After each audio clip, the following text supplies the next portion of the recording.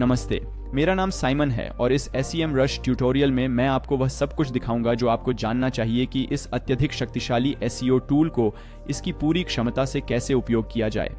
लेकिन चिंता न करें, यह SEM रश के सभी टूल का एक और बुनियादी अवलोकन नहीं है। मैं आपको अपनी विशिष्ट वेबसाइट और व्यवसाय के लिए सर्वोत्तम कीवर्ड अवसर कैसे खोजें, इसकी एक सरल चरण दर चरण प्रक्रिया बताने जा रहा हूं। आप यह भी सीखेंगे कि इन कीवर्ड को कैसे अनुकूलित किया जाए ताकि आपकी वेबसाइट गूगल खोज परिणामों में सबसे ऊपर दिखाई दे। फिर मैं आपको दिखाऊंगा कि अपनी साइट पर उच्च गुणवत्ता वाले बैकलिंक प्राप्त करने के लिए SEM रश का उपयोग कैसे करें और साथ ही अपनी वेबसाइट पर संभावित तकनीकी समस्याओं का पता कैसे लगाएं जिनके बारे में आपको शायद पता भी न हो। मैं इस वीडियो में आपको जो कुछ भी दिखाने जा रहा हूं उसे लेकर मैं बहुत उत्साहित हूं, तो आइए इस पर गौर करें। ठीक है, अब ट्यूटोरियल में जाने से पहले मैं आपको जल्दी से दिखाना चाहता हूं कि आप SEM रश के साथ अपना निःशुल्क परीक्षण कैसे बढ़ा सकते हैं ताकि आप लंबे समय तक सभी टूल्स का निःशुल्क उपयोग कर सकें।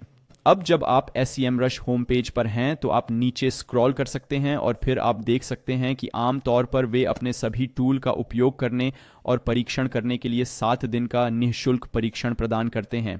लेकिन यदि आप इस वीडियो के वीडियो विवरण में नीचे दिए गए लिंक का उपयोग करते हैं तो आप यहीं इस पृष्ठ पर पहुंच जाएंगे जहां आप विशेष पेशकश देख सकते हैं।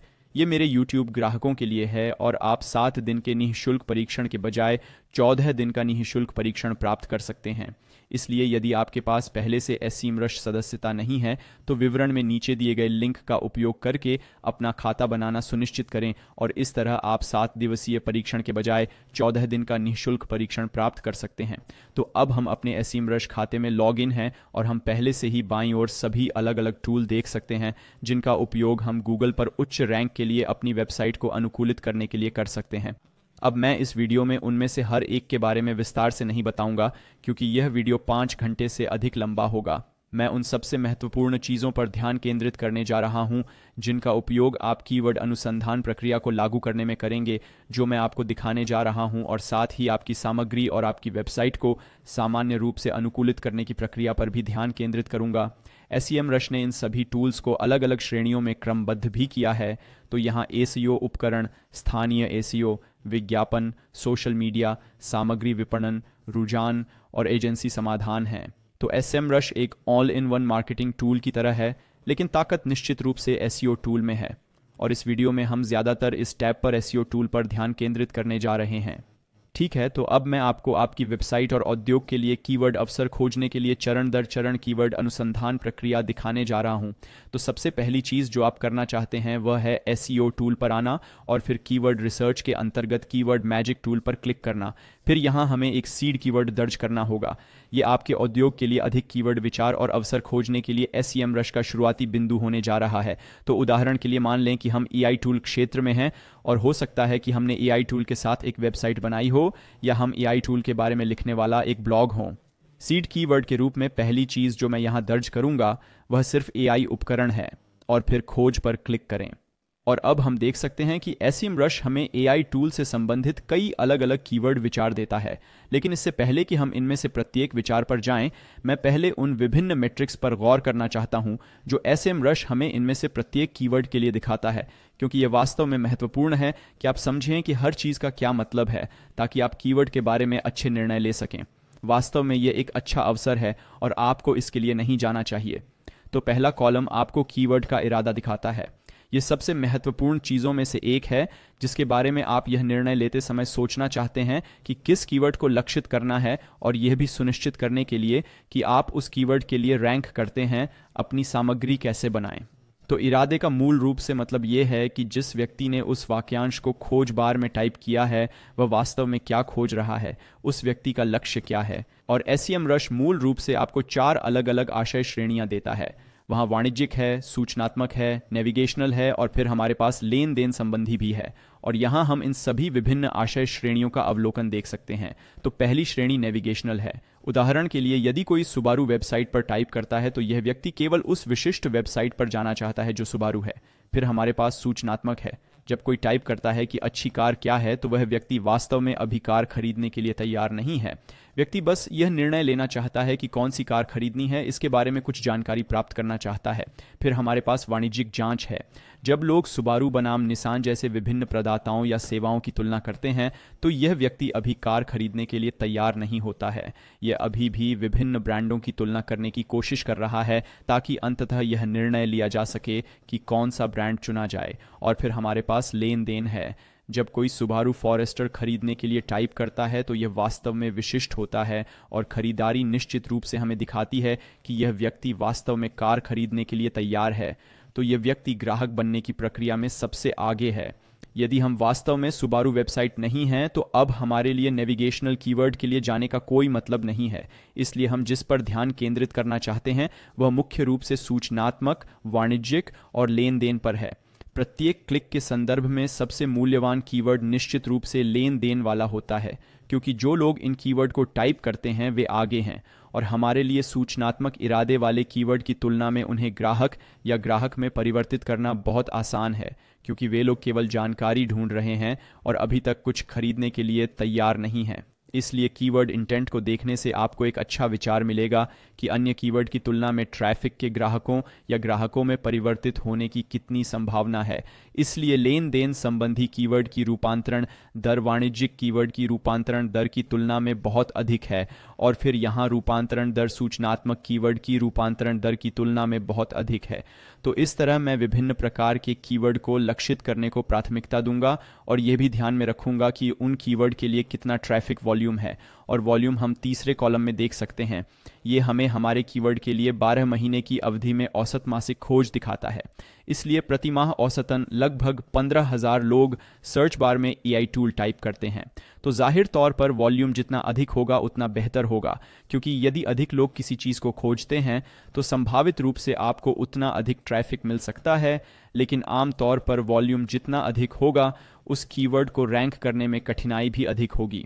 फिर अगले कॉलम में हमारे पास रुझान है जो हमें 12 महीने की अवधि में खोजों का रुझान दिखाता है। इसलिए AI टूल के लिए हम देख सकते हैं कि रुझान बढ़ रहा है, जो कि एक अच्छा संकेत है यदि आप उस कीवर्ड को लक्षित करना चाहते हैं। यह हमें दिखाता है कि AI टूल्स में रुचि वास्तव में समय के साथ बढ़ रही है। फिर कभी कभी आपके यहाँ ये स्पाइक्स भी होते हैं। इसलिए उदाहरण के लिए ड्रैगन AI टूल के लिए हम देख सकते हैं कि कुछ महीने पहले बड़ी वृद्धि हुई थी, लेकिन अब खोजें वास्तव में कम हैं। तो बस आप इसे ध्यान में रखना चाहते हैं। इसलिए हर महीने उस कीवर्ड के लिए केवल 1900 ट्रैफिक वॉल्यूम प्राप्त करने की उम्मीद न करें, क्योंकि बस एक बड़ा उछाल था जिसने इस संख्या में वृद्धि की थी। लेकिन हो सकता है कि अब यह प्रति माह केवल 100 या उससे भी कम खोज हो। और फिर आप शायद इस कीवर्ड को लक्षित नहीं करना चाहेंगे यदि आप इसकी तुलना अन्य लोगों से करते हैं जिनकी प्रवृत्ति अधिक स्थिर है। सामान्य तौर पर मैं अधिक स्थिर कीवर्ड जैसे उदाहरण के लिए AI लेखन टूल का उपयोग करने की सलाह दूंगा। यहाँ आप देख सकते हैं कि इस कीवर्ड की निरंतर मांग है और यह अनुमान लगाना बहुत आसान है कि क्या इन स्पाइक्स को देखने के बजाय इस कीवर्ड को लक्षित करना उचित होगा जो वास्तव में अप्रत्याशित हैं। फिर हमें कीवर्ड कठिनाई होती है, जो सबसे महत्वपूर्ण मीट्रिक में से एक है जिसे आप यह तय करते समय ध्यान में रखना चाहते हैं कि कौन से कीवर्ड को लक्षित करना है। संख्या जितनी अधिक होगी उस कीवर्ड के लिए रैंक करना उतना ही कठिन होगा। इसलिए अगले चरण में हम इन सभी कठिन कीवर्ड को फिल्टर करने जा रहे हैं ताकि हम केवल वे कीवर्ड देखें जिनके पास वास्तव में एक नई वेबसाइट के साथ रैंकिंग करने का मौका है।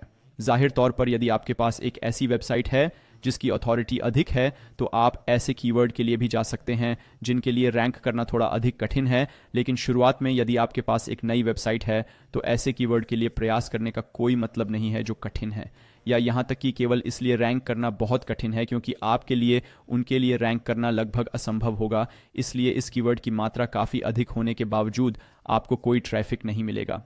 फिर हमारे पास CPC है जो प्रति क्लिक लागत के लिए है। इससे आपको यह अंदाज़ा हो जाएगा कि विज्ञापनदाता उस कीवर्ड को टाइप करने वाले लोगों को अपनी वेबसाइट दिखाने के लिए प्रति क्लिक कितना भुगतान करने को तैयार हैं। तो आप शायद जानते हैं कि जब आप गूगल पर कुछ टाइप करते हैं, मान लीजिए कि AI टूल, तो वहाँ हमेशा ये प्रायोजित पोस्ट होते हैं जो शीर्ष पर होते हैं और कभी कभी बीच में भी होते हैं। और उदाहरण के लिए SEM रश, क्योंकि ये कहता है कि प्रायोजित यहाँ शीर्ष पर प्रदर्शित होने के लिए भुगतान कर रहे हैं खोज परिणाम, और यदि मैं यहाँ क्लिक करूंगा तो वे संभवतः अपनी वेबसाइट पर क्लिक प्राप्त करने के लिए लगभग $20 का भुगतान करेंगे। आमतौर पर इससे आपको यह भी पता चलता है कि वह कीवर्ड कितना मूल्यवान है, इसलिए जिन कीवर्ड के ग्राहकों में परिवर्तित होने की अधिक संभावना है उन कीवर्ड में आमतौर पर उच्च CPC होती है, जिसका अर्थ है कि विज्ञापनदाता उन कीवर्ड के लिए अधिक भुगतान करने को तैयार हैं। और फिर हमारे पास प्रतिस्पर्धी घनत्व है। इससे आपको पता चलता है कि कितने विज्ञापनदाता इस कीवर्ड के लिए अपनी वेबसाइट दिखाने की कोशिश कर रहे हैं, और यहाँ जितनी अधिक संख्या होगी उतने अधिक विज्ञापनदाता होंगे, इसलिए प्रतिस्पर्धा उतनी ही अधिक होगी। फिर SERP फीचर्स के तहत हम देख सकते हैं कि इस कीवर्ड के लिए कितने CRP फीचर्स हैं। उदाहरण के लिए AI टूल के लिए हम न केवल खोज में इन नियमित वेबसाइट परिणामों को देख रहे हैं, हम उन चीज़ों को भी देखते हैं जो लोग पूछते हैं, या जब हम और नीचे स्क्रॉल करते हैं तो हम संबंधित खोजों को देख सकते हैं।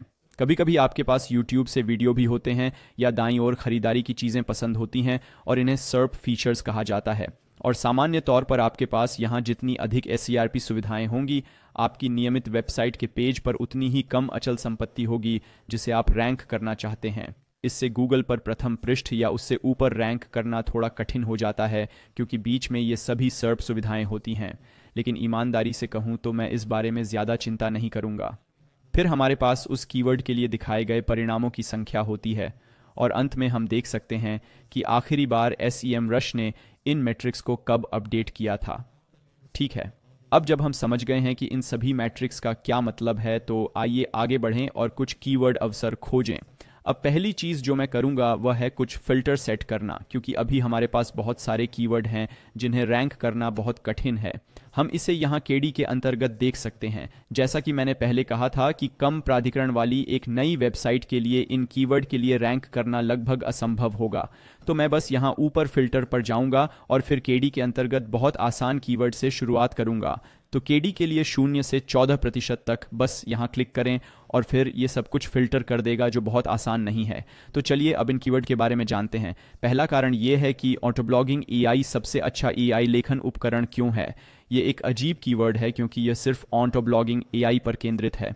ये उनके द्वारा किया गया एक अभियान जैसा प्रतीत होता है, और आप यह भी देख सकते हैं कि यहाँ ट्रैफिक में इस प्रवृत्ति में वृद्धि हुई है। इसलिए मैं कहूँगा कि इस कीवर्ड को लक्षित करने का कोई मतलब नहीं है, क्योंकि एक तो इसमें बढ़ोतरी है और अब शायद बहुत कम ट्रैफिक है, और इरादे के आधार पर इसका कोई मतलब नहीं है, क्योंकि जब तक आप वेबसाइट ऑटोब्लॉगिंग AI के मालिक नहीं हैं। इसीलिए मैं इसे अपनी सूची में नहीं रखूँगा। फिर हमारे पास Kiwi AI टूल है। यहाँ हम इस चलन में देख सकते हैं कि एक समय तक यह बहुत लोकप्रिय था और फिर अब यह चलन खत्म सा हो गया है, इसीलिए शायद मैं भी इस कीवर्ड को लक्षित नहीं करूँगा। तो चलिए अगले पर चलते हैं। हमारे पास Onxolo AI video generator tool है, साथ ही स्पाइक। इसलिए मैं बस ऐसी किसी भी चीज़ से बचने की कोशिश कर रहा हूं जिसमें इस स्पाइक जैसा है, और अब यह शायद मर चुका है। तो चलिए आगे बढ़ते हैं, शायद इस एक AI रिमूव क्लोज टूल की ओर। तो यह निश्चित रूप से दिलचस्प लगता है, क्योंकि AI रिमूव क्लोज टूल शायद कुछ ऐसा है जो काफ़ी नया है, और हम यह भी देख सकते हैं कि पिछले कुछ महीनों में उस कीवर्ड की मांग बढ़ी है। और यदि यह वास्तव में काम करता है तो संभवतः यह कुछ ऐसा है जिसे लोग भविष्य में भी तलाशते रहेंगे।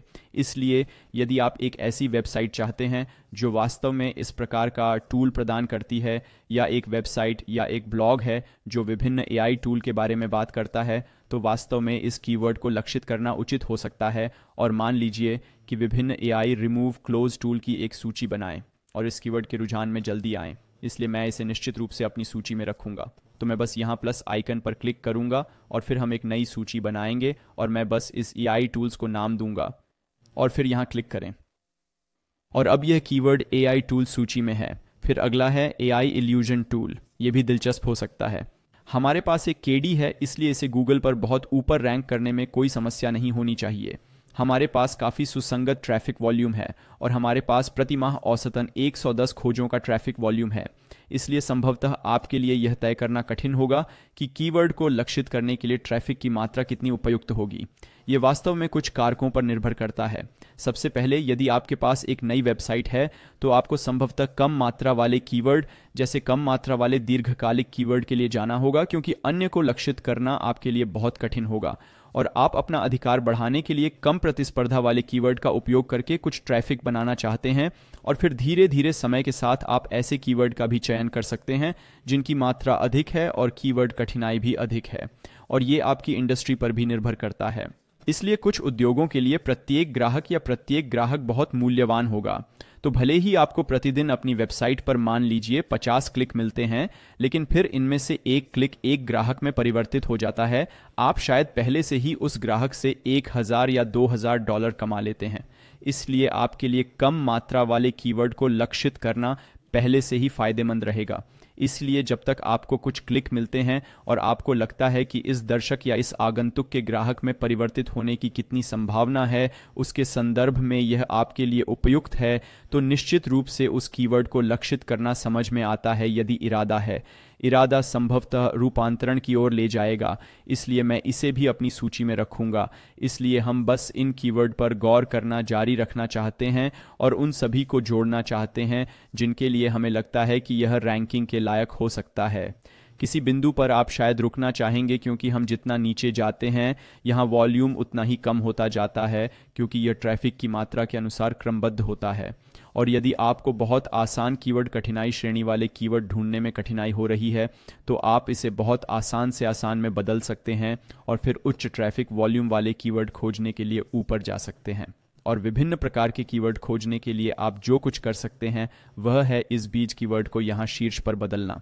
इसलिए मैं बस गूगल पर जाऊंगा और फिर सामान्य श्रेणी या मेरा पहला बीज कीवर्ड टाइप करूंगा, फिर नीचे स्क्रॉल करूंगा और संबंधित खोजों को यहीं देखूंगा। तो यहाँ आप देख सकते हैं कि गूगल हमें विभिन्न प्रकार की चीज़ें देता है जो लोग खोज बार में टाइप करते हैं, जो हमारे विषय से संबंधित होती है। उदाहरण के लिए लेखन के लिए AI उपकरण या छात्रों के लिए AI उपकरण। आइए शायद उदाहरण के लिए इसका उपयोग करें। तो आइए यहाँ वापस जाएं और फिर छात्रों के लिए AI टूल्स टाइप करें और फिर सर्च पर क्लिक करें, और ये हमें एक पूरी तरह से नई सूची देगा। फिर हम यहाँ इस फिल्टर को साफ भी कर सकते हैं ताकि हम छात्रों के लिए AI टूल देख सकें। तो ये उन दो खोज शब्द अनुसंधान विधियों में से पहली थी जो मैं आपको दिखाने जा रहा हूं। तो पहले वाले में हमने केवल कीवर्ड मैजिक टूल का उपयोग किया, और अब दूसरे में हम कीवर्ड अवसरों को खोजने के लिए अपने प्रतिस्पर्धियों का उपयोग करने जा रहे हैं, और हम प्रतिस्पर्धी अनुसंधान टैब के अंतर्गत कीवर्ड गैप टूल का उपयोग करने जा रहे हैं। तो चलिए कीवर्ड गैप पर क्लिक करें और फिर यहाँ हम अपनी वेबसाइट का डोमेन टाइप करना चाहते हैं। तो उदाहरण के तौर पर मैं सिर्फ SEMrush वेबसाइट का उपयोग करने जा रहा हूँ, तो semrush.com, और फिर हम कुछ प्रतिस्पर्धियों को जोड़ना चाहते हैं। तो यहाँ SEMrush हमें पहले से ही हमारे प्रतिस्पर्धियों के लिए कुछ विकल्प देता है, इसलिए मैं इस सूची के आधार पर उन्हें यहाँ चुन सकता हूँ। यदि आप अपनी विशिष्ट वेबसाइट के लिए प्रतिस्पर्धियों की एक बड़ी सूची प्राप्त करना चाहते हैं, तो आप ऑर्गेनिक रिसर्च टैब पर जा सकते हैं, इसे एक नए टैब में खोलें और फिर आप यहाँ अपना डोमेन टाइप करना चाहते हैं। इसलिए फिर से मैं SEMrush में टाइप करने जा रहा हूँ, खोज पर क्लिक करूँगा और फिर हम यहीं प्रतिस्पर्धियों के पास जाना चाहते हैं। और यहाँ जब हम नीचे स्क्रॉल करते हैं तो हम अपने शीर्ष प्रतिस्पर्धियों की एक सूची पा सकते हैं, और यह समान कीवर्ड की मात्रा पर आधारित है जिसके लिए हमारी वेबसाइट और प्रतिस्पर्धी वेबसाइटें दोनों रैंकिंग कर रही हैं। तो आइए कीवर्ड गैप टूल पर वापस जाएं और फिर उस सूची से कुछ प्रतियोगियों को दर्ज करें जो SEMrush हमें प्रदान करता है। तो Ahrefs, आइए शायद इसे भी जोड़ें और फिर इसे भी जोड़ें और फिर तुलना पर क्लिक करें, और फिर यहाँ हम कीवर्ड सूची तक नीचे स्क्रॉल करना चाहते हैं, और अब यह हमें वे कीवर्ड दिखाएगा जिनके लिए हम और हमारे प्रतिस्पर्धी दोनों रैंकिंग कर रहे हैं। उदाहरण के लिए गूगल सर्च कंसोल, हम या इस मामले में SEMrush को इस शब्द के लिए 5वें स्थान पर रखा गया है, और फिर सिमिलरवेब को 69, 19, 8 और 32वें स्थान पर रखा गया है। तो हम जो करना चाहते हैं वह ऐसे कीवर्ड ढूंढना है जिनके लिए हमारे सभी प्रतिस्पर्धी रैंकिंग कर रहे हैं लेकिन हम रैंकिंग नहीं कर रहे हैं, और हम यहाँ मिसिंग फिल्टर पर क्लिक करके उन कीवर्ड को आसानी से फिल्टर कर सकते हैं। और अब हम उदाहरण के लिए अमेज़न सहबद्ध कार्यक्रम को देख सकते हैं। हमारे सभी प्रतिस्पर्धी इस कीवर्ड के लिए रैंक किए गए हैं और इसकी वास्तव में उच्च मात्रा है, लेकिन हमें रैंक भी नहीं किया गया है। इसलिए हमारे लिए इस कीवर्ड को लक्षित करना एक अच्छा विचार हो सकता है, क्योंकि हमारे सभी प्रतिस्पर्धी इसके लिए रैंकिंग कर रहे हैं, जिससे हमारे लिए इसके लिए रैंकिंग की संभावना भी बहुत अधिक हो जाती है। लेकिन जाहिर तौर पर हम यह सुनिश्चित करना चाहते हैं कि ये कीवर्ड हमारी SEO रणनीति के संदर्भ में सार्थक हों। तो हो सकता है कि कुछ ऐसा हो जो अधिक अर्थपूर्ण हो, जैसे कि किसी वेबसाइट पर कीवर्ड कैसे खोजें। और फिर यहाँ आप उदाहरण के लिए देख सकते हैं कि अहेरेफ्स को नंबर 2 स्थान दिया गया है, लेकिन हमारे पास कोई रैंक नहीं है। इसलिए एसईएमरश के पास संभवतः इस कीवर्ड के आसपास कोई सामग्री नहीं है। और क्योंकि यह वाक्यांश वास्तव में एसईएमरश जैसे एसईओ टूल के लिए काफ़ी प्रासंगिक है, मैं कहूंगा कि इस कीवर्ड के आसपास सामग्री बनाने के बारे में सोचना निश्चित रूप से समझ में आता है, ताकि हम भी हमारी तरह रैंक कर सकें। प्रतिस्पर्धियों को संभावित रूप से कुछ अधिक ट्रैफिक और नए ग्राहक भी मिलेंगे। अब हम अपने प्रायोजक को धन्यवाद देने के लिए एक त्वरित ब्रेक लेंगे, जो कि यह सदस्यता बटन है। तो अब आप सीमित समय के लिए मेरे चैनल को निःशुल्क सब्सक्राइब कर सकते हैं। इसलिए सुनिश्चित करें कि आप जीवन में एक बार मिलने वाले इस अवसर का लाभ उठाएं और इस वीडियो के नीचे सदस्यता बटन पर क्लिक करें। ठीक है, अब हमारे पास कुछ कीवर्ड हैं जिन्हें हम लक्षित करना चाहते हैं। अब कुछ और शोध करने और यह पता लगाने का समय आ गया है कि हम अपनी सामग्री को कैसे अनुकूलित करें ताकि हमारे पास उन कीवर्ड के लिए रैंकिंग की उच्चतम संभावना हो। तो सबसे पहले कीवर्ड मैनेजर पर जाकर अपनी कीवर्ड सूची पर चलते हैं। तो चलिए AI टूल्स कीवर्ड सूची पर चलते हैं और यहाँ हमें वे सभी कीवर्ड मिलते हैं जिन्हें हमने इस सूची में जोड़ा है। इसलिए उदाहरण के तौर पर मैं यहाँ रियल एस्टेट एजेंटों के लिए AI टूल का उपयोग करने जा रहा हूँ। तो कुछ और जांच करने के लिए आइए इस कीवर्ड पर क्लिक करें और इससे उस कीवर्ड का कीवर्ड अवलोकन खुल जाएगा जिस पर हमने अभी क्लिक किया है। और फिर यहाँ शीर्ष पर हम वही मैट्रिक्स देख सकते हैं जो हम कीवर्ड अनुसंधान प्रक्रिया में पहले ही देख चुके हैं। इसलिए हमारे पास US ट्रैफिक वॉल्यूम, वैश्विक वॉल्यूम, कीवर्ड कठिनाई, रुझान और अन्य मैट्रिक्स भी यही हैं। लेकिन हम जो करना चाहते हैं वह ये है कि हम नीचे स्क्रॉल करना चाहते हैं और सर्प विश्लेषण पर जाना चाहते हैं। तो ये मूल रूप से आपको दिखाता है कि जब लोग उस कीवर्ड को टाइप करते हैं तो गूगल वास्तव में क्या दिखाता है। और यहाँ आप शीर्ष 10 पृष्ठ देख सकते हैं जो गूगल पर तब दिखाई देते हैं जब लोग इस शब्द को खोजते हैं। तो हम यहाँ ये देखना चाहते हैं कि वर्तमान में इस कीवर्ड के लिए किस प्रकार की वेबसाइटें वास्तव में रैंकिंग कर रही हैं और फिर यहाँ दाईं ओर इन मैट्रिक्स पर भी रैंकिंग कर रही हैं। तो यहाँ हमारे पास पेज या पेज अथॉरिटी स्कोर है। इसका सीधा मतलब ये है कि जो URL या वेबसाइट वर्तमान में रैंकिंग कर रही है वह कितनी आधिकारिक है। इसलिए स्कोर जितना अधिक होगा, इस साइट का अधिकार उतना ही अधिक होगा। यह इस साइट पर जाने वाले लिंक की मात्रा, इस साइट पर आने वाले ट्रैफिक की मात्रा और इस साइट पर मौजूद ऑर्गेनिक खोज परिणामों की मात्रा पर आधारित है। इसलिए वर्तमान में इस पद के लिए शीर्ष वेबसाइट रैंकिंग का प्राधिकारी स्कोर 16 है, जो इतना अधिक नहीं है। फिर हमारे पास ऐसी वेबसाइटें भी हैं जिनका प्राधिकरण स्कोर 0 भी है। तो यह निश्चित रूप से हमें बताता है कि हमारे पास इस पद के लिए रैंकिंग का मौका है, भले ही हमारे पास एक नई वेबसाइट हो जिसे हमने अभी शुरू किया हो। फिर हम रेफरिंग डोमेन को भी देखना चाहते हैं। इसका मतलब है कि कितनी अलग अलग वेबसाइटें इस विशिष्ट पेज से लिंक कर रही हैं, जो एक रैंकिंग है। तो शीर्ष पृष्ठ पर वर्तमान में इस पृष्ठ से लिंक करने वाले 2 अलग अलग डोमेन से 2 या 4 बैकलिंक हैं। फिर हम यह भी देख सकते हैं कि दूसरे में पेज से लिंक करने वाले 22 अलग अलग डोमेन हैं और फिर हमारे पास ये हैं जिनमें पेज से लिंक करने वाले 0 बैकलिंक हैं। तो फिर से हम देख सकते हैं कि भले ही हमारे पास बहुत सारे बैकलिंक ना हो, फिर भी हम पहले पेज पर रैंक कर सकते हैं। तो ये हमें शीर्ष रैंकिंग परिणामों का एक अच्छा अवलोकन देता है। लेकिन हम इन खोज परिणामों पर करीब से नज़र डालना चाहते हैं और देखना चाहते हैं कि क्या आप गूगल पर इस शब्द के लिए वास्तव में रैंकिंग के कुछ पैटर्न पा सकते हैं। तो आइए एक नई गुप्त ब्राउज़र विंडो खोलें और फिर लक्ष्य कीवर्ड टाइप करें और फिर यहाँ देखें कि क्या हम कुछ पैटर्न पा सकते हैं।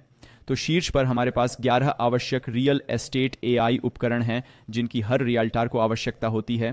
फिर हमारे पास रियल एस्टेट एजेंटों के लिए AI उपकरण या AI हैं। ब्ला ब्ला ब्ला से निपटने के लिए 9 उपकरण हैं। फिर हमारे पास 9 शक्तिशाली AI उपकरण हैं। तो पहली बात जो मैंने यहाँ नोटिस की वह ये है कि आम तौर पर हमारे पास एक सूची होती है। तो हमारे पास 11 उपकरण हैं, हमारे पास 9 उपकरण हैं, हमारे पास 9 उपकरण हैं, हमारे पास 8 हैं। तो इस कीवर्ड के लिए यहाँ जो काम करता प्रतीत होता है वह केवल सर्वोत्तम AI टूल की एक सूची दे रहा है। ये पहले से ही बहुत मूल्यवान जानकारी है क्योंकि इससे मुझे पता चलता है कि आमतौर पर लोग इन सूची पोस्टों पर क्लिक करते हैं। फिर आगे हम इनमें से प्रत्येक पृष्ठ पर क्लिक करना चाहते हैं जो शीर्ष पर हैं और बस ये देखना चाहते हैं कि वे कैसे संरचित हैं, वे अपनी सामग्री को कैसे संरचित करते हैं। तो ये एक साधारण ब्लॉग पोस्ट की तरह दिखता है जहां वे कुछ छवियों और कुछ अतिरिक्त जानकारी के साथ सभी विभिन्न टूल सूचीबद्ध करते हैं। फिर दूसरे पृष्ठ पर भी स्थिति वैसी ही है, हमारे पास सभी विभिन्न उपकरणों की एक सूची है। तो इससे मुझे फिर से एक अच्छा विचार मिलता है कि इस अवधि के लिए भी रैंकिंग की उच्च संभावना के लिए अपनी सामग्री को कैसे तैयार किया जाए। और अब मैं आपको एक और सेमरश टूल दिखाने जा रहा हूं जो आपके लक्षित कीवर्ड के लिए आपकी सामग्री को अनुकूलित करने में आपकी सहायता करेगा। तो आइए अपने टूल पर वापस जाएं और फिर ऑन पेज और टेक एसईओ के अंतर्गत एसईओ सामग्री टेम्पलेट पर क्लिक करें। फिर यहां अपना टारगेट कीवर्ड डालें और क्रिएट कंटेंट टेम्पलेट पर क्लिक करें। और फिर यहाँ SEMrush आपको कुछ और सिफारिशें देता है जब वर्तमान में रैंकिंग वाले शीर्ष परिणामों के आधार पर इस कीवर्ड के लिए सामग्री बनाने की बात आती है। इसलिए मैं यहाँ प्रमुख अनुशंसाओं पर गौर करूंगा। तो सबसे पहले हमारे पास शब्दार्थ संबंधी शब्द हैं। ये केवल कीवर्ड हैं जिन्हें आप अपनी सामग्री में शामिल करना चाहेंगे। फिर हमारे पास बैकलिंक्स हैं। हम वीडियो में बाद में बैकलिंक्स के बारे में अधिक बात करने जा रहे हैं, लेकिन ये बिल्कुल वैसी ही वेबसाइटें हैं जिन तक आप पहुंचना चाहेंगे और अपनी सामग्री की ओर इशारा करके बैकलिंक्स प्राप्त करना चाहेंगे।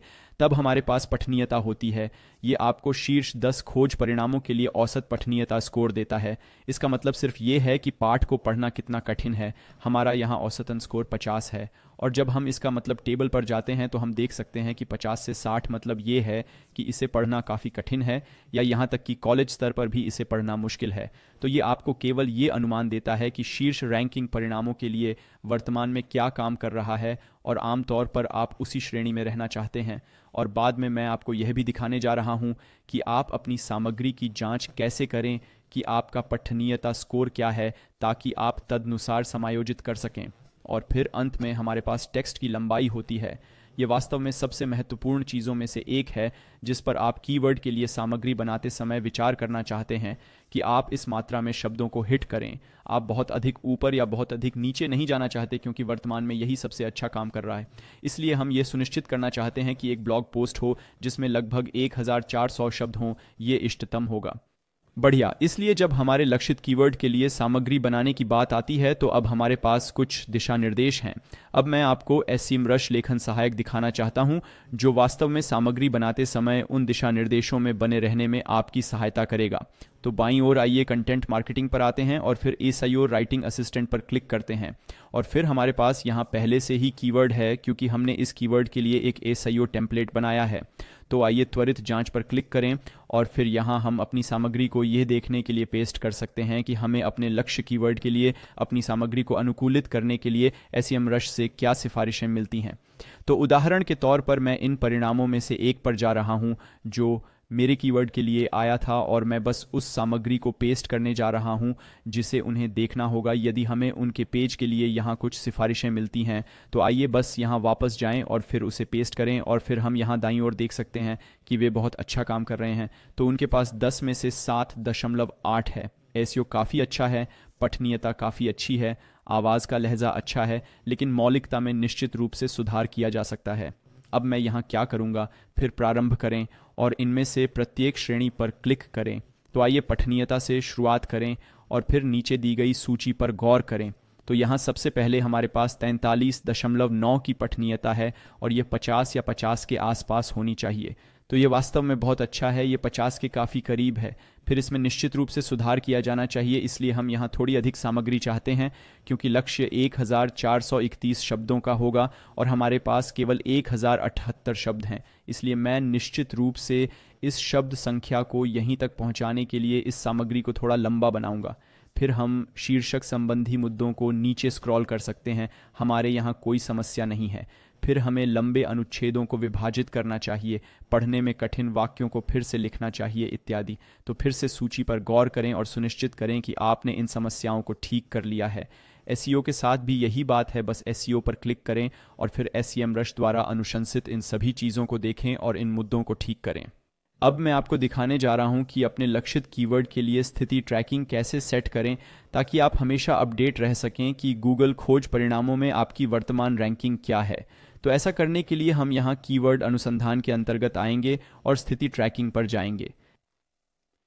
फिर यहां बस अपनी वेबसाइट का URL टाइप करें, इसलिए मैं सिर्फ SEMrush की वेबसाइट का उपयोग करने जा रहा हूं और फिर सेटअप ट्रैकिंग पर क्लिक करें। फिर स्थान के अंतर्गत मैं इसे यूनाइटेड स्टेट्स पर सेट करने जा रहा हूं और कीवर्ड जारी रखें पर क्लिक करूंगा। और फिर यहाँ अब हम वे कीवर्ड दर्ज कर सकते हैं जिन्हें हम ट्रैक करना चाहते हैं या हम उन्हें किसी फाइल से आयात भी कर सकते हैं। इसलिए उदाहरण के तौर पर मैं कुछ कीवर्ड दर्ज करने जा रहा हूँ और फिर अभियान में कीवर्ड जोड़ें पर क्लिक करूंगा, फिर उन्हें यहाँ नीचे दिखाया जाएगा। और अब यदि आप इस विकल्प को टिक कर छोड़ देते हैं तो आपको इन कीवर्ड के लिए आपकी वर्तमान रैंकिंग के बारे में अपडेट करने वाला एक साप्ताहिक ईमेल मिलेगा। तो चलिए स्टार्ट पर क्लिक करें। ट्रैकिंग, और अब हमारे द्वारा जोड़े गए कीवर्ड की रैंकिंग हमारी वेबसाइट के लिए ट्रैक की जाएगी और हम यहाँ सभी प्रकार का डेटा देख सकते हैं। इसीलिए अवलोकन के अंतर्गत आप हमारे सभी कीवर्ड की औसत दृश्यता, कीवर्ड की औसत स्थिति देख सकते हैं। इसीलिए हम जो देखना चाहते हैं वह मूल रूप से केवल स्थिति पर है और यह भी कि क्या कुछ बदल गया है। इसलिए यदि हम कोई स्थान खो देते हैं तो हम शायद यह देखना चाहेंगे कि ऐसा क्यों है। शायद हमें उस पृष्ठ पर कुछ और लिंक भेजने की आवश्यकता है या हमें सामग्री को एक निश्चित तरीके से अनुकूलित करने की आवश्यकता है। तो ये बस एक ऐसी चीज़ है जिस पर आपको नज़र रखने की ज़रूरत है, क्योंकि अंततः आपका ट्रैफिक वहीं से आ रहा है। अब मैं आपको दिखाना चाहता हूं कि उन कीवर्ड को कैसे ढूंढें जिनके लिए आपकी वेबसाइट पहले से ही रैंकिंग कर रही है, लेकिन आप अभी तक गूगल पर पहले स्थान पर नहीं हैं।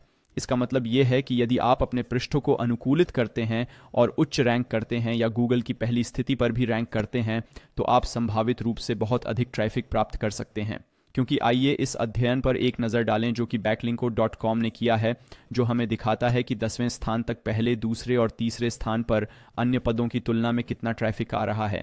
इसलिए गूगल पर पहले स्थान वाले को आमतौर पर 27.6% ट्रैफिक मिलता है, जो दूसरे स्थान वाले को मिलने वाले ट्रैफिक से लगभग 2 गुना है, और ये गूगल पर 9वें स्थान से 10 गुना अधिक है। तो मान लीजिए कि हम वर्तमान में अपने लक्ष्य कीवर्ड के लिए 5वें स्थान पर बैठे हैं, लेकिन यदि आप हमारे पेज को अनुकूलित करते हैं और शायद इस पेज पर कुछ और बैकलिंक भी भेजते हैं तो हम संभावित रूप से पहले स्थान पर पहुंच सकते हैं और हमारे मुकाबले 4 गुना अधिक ट्रैफिक प्राप्त कर सकते हैं। पहले भी मिल चुका है। इसलिए आपके लिए प्रासंगिक एक विशिष्ट कीवर्ड के लिए अपने पृष्ठों को सुधारना, जो वर्तमान में 2 से 15 स्थान पर हैं, अपनी वेबसाइट पर अधिक ट्रैफिक प्राप्त करने के लिए अपना समय और संसाधन खर्च करने के सर्वोत्तम तरीकों में से एक है। तो अब मैं आपको दिखाने जा रहा हूं कि उन कीवर्ड को खोजने के लिए SEMrush का उपयोग कैसे करें जहां आप वर्तमान में 2 से 15 स्थान पर हैं और उस स्थान पर रैंक किए गए पृष्ठों को अनुकूलित करना कहां लायक हो सकता है। तो आइए SEMrush पर वापस जाएं और फिर जैविक अनुसंधान पर जाएं। फिर यहां अपनी वेबसाइट टाइप करें। इस बार मैं दूसरा उपयोग करने जा रहा हूं। मैं बस MailerLite का उपयोग करने जा रहा हूं, जो एक ईमेल मार्केटिंग प्लेटफॉर्म है। आइए सर्च पर क्लिक करें। यहाँ से पदों पर चलते हैं और फिर हम उन कीवर्ड को देख सकते हैं जो वर्तमान में हमें सबसे अधिक ट्रैफिक दिला रहे हैं। अब हम अभी भी वे कीवर्ड देख सकते हैं जहां हम वर्तमान में पहले स्थान पर हैं, इसलिए हम पदों पर जाकर उन्हें फ़िल्टर करना चाहते हैं और फिर हम स्थिति संख्या 2 से स्थिति संख्या 15 तक एक कस्टम रेंज करने जा रहे हैं। आइए अप्लाई पर क्लिक करें और ये हमें उन सभी कीवर्ड की एक सूची देता है जहां हम वर्तमान में 2 से 15 की स्थिति में हैं, और मैं जो भी करूंगा वह पहले आसान कीवर्ड से शुरू करना होगा। तो आइए यहाँ कीवर्ड कठिनाई पर जाएं और फिर सबसे पहले बहुत आसान लोगों पर नज़र डालें, और यहाँ उदाहरण के लिए हम नवंबर न्यूज़लेटर कीवर्ड के लिए देख सकते हैं इसे प्रति माह लगभग 390 खोजें मिलती हैं और हम वर्तमान में तीसरे स्थान पर हैं। हम उस पेज को भी देख सकते हैं जो उस कीवर्ड के लिए रैंकिंग कर रहा है। ये इस तरह दिखता है। इसलिए MailerLite के पास वास्तव में आपके नवंबर न्यूज़लेटर को प्रेरित करने के लिए 93 विशेष आयोजनों के बारे में एक ब्लॉग पोस्ट है। तो ये इस कीवर्ड के लिए प्रासंगिक है, इसलिए इस पृष्ठ को देखना और यह देखना उचित होगा कि क्या हम कुछ अनुकूलित कर सकते हैं या देख सकते हैं कि क्या हम कुछ और बैकलिंक्स भेज सकते हैं ताकि हम नंबर 3 से नंबर 1 पर पहुंच सकें और संभावित रूप से बहुत कुछ प्राप्त कर सकें। ट्रैफिक। लेकिन अब हमें कैसे पता चलेगा कि अपनी रैंकिंग को संभावित रूप से बढ़ाने के लिए हमें अपने पेज पर क्या अनुकूलन करने की आवश्यकता है? यहाँ मैं SEMrush on page SEO checker का उपयोग करूँगा। तो आइए इसे एक नए टैब में खोलें। फिर यहाँ हमें अपना डोमेन दर्ज करना होगा, इसीलिए इस मामले में ये MailerLite.com होगा। फिर संयुक्त राज्य अमेरिका, ठीक है। और फिर यहाँ हम मैन्युअल रूप से जाना चाहते हैं और फिर उस पृष्ठ को दर्ज करना चाहते हैं जिसे हम अनुकूलित करने का प्रयास कर रहे हैं। तो चलिए यहाँ वापस आते हैं और मान लेते हैं कि हम इस कीवर्ड ट्रैवल लैंडिंग पेज के लिए अपनी रैंकिंग बढ़ाना चाहते हैं। वर्तमान में हम 6ठे स्थान पर हैं और ये वह पेज है जिसे हम इस कीवर्ड के लिए रैंक कर रहे हैं। तो आइए कीवर्ड को कॉपी करें और फिर ऑन पेज एसईओ चेकर पर वापस जाएं, यहाँ कीवर्ड पेस्ट करें और फिर हम उस पेज को भी पेस्ट करना चाहते हैं जिसे हम इसके लिए ऑप्टिमाइज करना चाहते हैं। तो चलिए उसे भी कॉपी करें और फिर उसे यहाँ पेस्ट करें और फिर ऐड पेज पर क्लिक करें और विचार एकत्र करें। फिर एक बार जब यह लोड हो जाए तो अनुकूलन विचारों पर क्लिक करें और फिर हम उस पेज के आधार पर फिल्टर करना चाहते हैं जिसे हम अनुकूलित करना चाहते हैं, ताकि हम या तो यहाँ कीवर्ड या URL दर्ज कर सकें। मैं यहाँ केवल URL पेस्ट करूँगा और फिर हम यहाँ URL देख सकते हैं। यह हमारा लक्ष्य कीवर्ड है और SEMrush हमें 4 विचार देता है कि हम क्या अनुकूलित कर सकते हैं। तो आइए 4 विचारों पर क्लिक करें और फिर हम सुझावों पर आते हैं।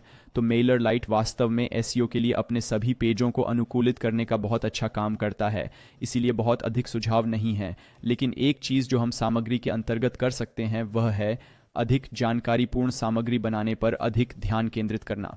इसलिए प्रतिस्पर्धी अपने वेब पेजों पर लंबी फॉर्म वाली सामग्री का उपयोग करते हैं जिनकी रैंकिंग अधिक होती है, इसलिए यह सोचने वाली बात हो सकती है। फिर सामग्री थोड़ी अधिक पठनीय होनी चाहिए और फिर जब हम यहाँ नीचे स्क्रॉल करते हैं तो हम लैंडिंग पेज, टेम्पलेट या सोशल प्रूफ जैसे कुछ और संबंधित कीवर्ड जोड़ सकते हैं और फिर हम यहाँ इन साइटों से कुछ और बैकलिंक प्राप्त करने का भी प्रयास कर सकते हैं। आप इस बारे में कुछ और जानकारी देखने के लिए विस्तृत विश्लेषण पर भी क्लिक कर सकते हैं कि उच्च रैंकिंग वाले प्रतिस्पर्धी कितनी बार विशिष्ट कीवर्ड का उपयोग कर रहे हैं। तो आप वास्तव में इन सुझावों के लिए यहाँ विवरण प्राप्त कर सकते हैं, लेकिन यह निश्चित रूप से आपको एक अच्छा दिशा निर्देश देगा कि आप अपनी रैंकिंग को बढ़ावा देने के लिए क्या अनुकूलित कर सकते हैं। आइए अब SEMrush के कुछ बैकलिंक और लिंक बिल्डिंग टूल्स पर भी नज़र डालते हैं। आप शायद जानते हैं कि आपकी वेबसाइट की ओर इशारा करने वाले उच्च गुणवत्ता वाले बैकलिंक्स का होना किसी विशिष्ट उद्योग में आपके अधिकार को बढ़ाने के लिए बहुत महत्वपूर्ण है और इसलिए अधिक प्रतिस्पर्धी कीवर्ड के लिए उच्च रैंक प्राप्त करने में भी सक्षम है। तो सबसे पहली चीज़ जो मैं करूँगा वह है बैकलिंक गैप टूल पर जाना और यहाँ हम अपनी बैकलिंक प्रोफाइल की तुलना अन्य प्रतिस्पर्धी वेबसाइटों से कर सकते हैं, ये देखने के लिए कि क्या हमें बैकलिंक्स प्राप्त करने के लिए कुछ और समय और संसाधन खर्च करने की आवश्यकता है, और कुछ वेबसाइटें भी ढूंढ सकते हैं जिनसे हम संभावित रूप से बैकलिंक्स प्राप्त कर सकते हैं। तो सबसे पहले आप अपना डोमेन डालना चाहते हैं। मैं बस फिर से MailerLite वेबसाइट का उपयोग करने जा रहा हूँ और फिर यहाँ हम कुछ प्रतियोगियों को जोड़ना चाहते हैं। तो मैं बस कुछ का उपयोग करने जा रहा हूँ जो SEMrush मुझे यहाँ दे रहा है।